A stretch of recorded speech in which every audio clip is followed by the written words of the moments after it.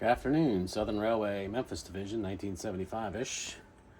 Got the last of the holiday progress updates here for you, and we'll get going on it. So down on the lower deck, we got all the foam has been glued down, and I painted the foam with a brown color just to, again, just get rid of the pink planes.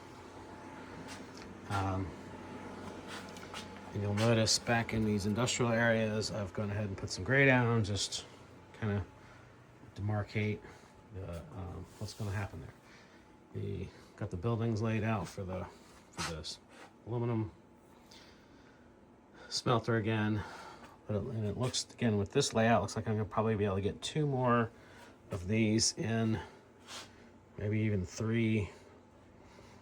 So that'll just make that just, a little more imposing. And then we have this industry down here at the end of the line. This industry was part of the aluminum company. What it particularly did, I don't know. There was a barge loading facility, so but it was definitely some sort of manufacturing it. There's pictures of it. It has smoke coming from it and chimneys and stuff, and so. Again, not having any idea, so I'm just like, you know what? I had an Atlas Middlesex manufacturing that I've had for years at this point. So I said, let's see what we can do with that, just up here against the backdrop, and kind of came up with that. It's got a lot of old New England feeling, but even in the South, we had a lot of mill buildings that did look like this. So it's not entirely out of place where it is. And we'll box cars out, box cars in. So it'll be interesting. Just at least one track here, probably a middle one that is unused at this point. Rails ripped up, just maybe some ties, and then a third one over here, or even that one they may be down to 1, and they're just like trucks backed up over here, 18-wheeler, 40-footers backed up to the former rail loading doors, signifying the change of things.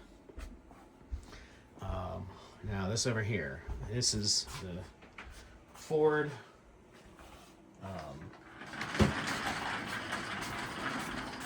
the largest Ford. Yes, I mean, it looks like the horns on some cartoon character or something like that, but you look at the pictures of it, which I'll try to show you. That's what it looked like. And those were long, ran the length of these buildings. This facility was 570 some odd thousand square feet, and was the aluminum casting plant. They made pistons, oil pans, valve bodies for transmissions, anything cast out of aluminum. This place, for Ford in 60s and 70s, this place did it. 2 lines into an internal loading bays. Right now there's 2 60-foot auto parts cars sitting there, so the idea is we're gonna figure out the track work to get those internal bays lined up so they can get 2 60-footers in there, so four per shift effectively. And again, these will tie into a track that's going to be right here, which, again, because this line here is actually a spur off of, quote, the main, that'll run back over here, turn out, and then back here, turn out, and then 2 tracks here. So this will be storage for auto parts cars on one track, and then the track will be the main, and that'll be shunted that way. So I'm trying to figure out the orientation of the building to get, because this is what it looked like. I mean, there was a narrower one here and a wider one there, and then building, and then back of the building, and it may be tall. It may be taller than it is, but again, it was a massive building. And again, looking at some old drawings and a picture of the front of it, road facing, and I got an overhead view. But again, it was a massive facility, so that's gonna kind of get weaseled in there. And I still could go into the backdrop that way a little bit, but again, that's where all the wiring from the top deck goes down through there. So there is not a whole lot of room even in behind the curved backdrop there. So that's something I'm playing around with. And again, yes, significant, real sharp curves there. In reality, these tracks curved this way and went curved in here and met with this tracks down that way, but can't do that. So we're gonna figure out how we can get those there. This may sink, this corner may sink further back in and kind of come this way just a hair. We'll reduce the curvature a little bit, but again, those two tracks are literally in the deepest part of the corner right now, so there's not but again, something I'm playing around with.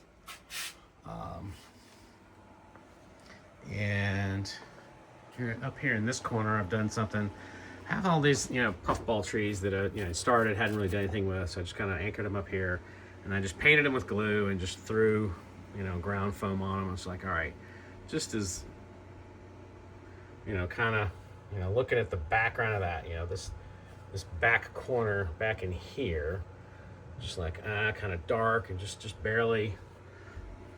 Again, these are all right up against the tracks, but again, just an absolute experiment. What does this look like? And so shows some potential. I basically took matte medium, like 50-50. Nah, it's probably less than that. Probably 35% water, 75%, 65% matte medium.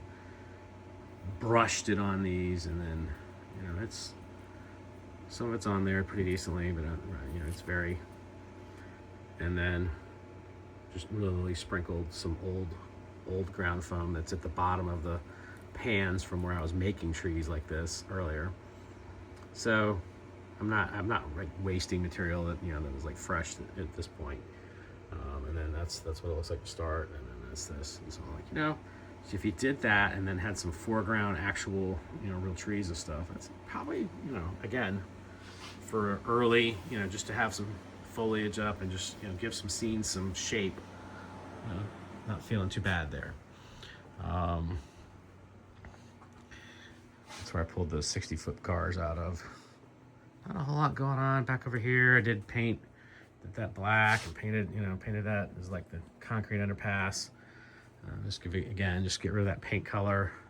I did find a bunch of these little cat kind of N scale at a truck stop on the way home from my mom's in New York.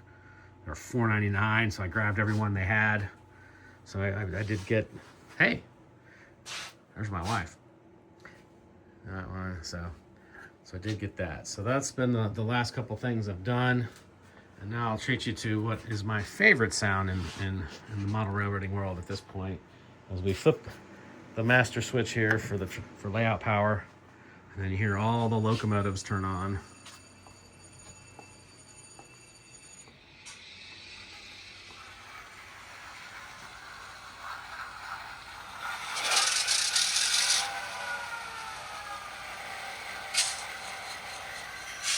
And I still just get the biggest kick out of that.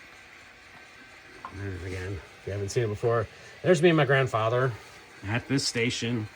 And you can see those cars in the background. Those are literally those same cars, sitting there, idle in use.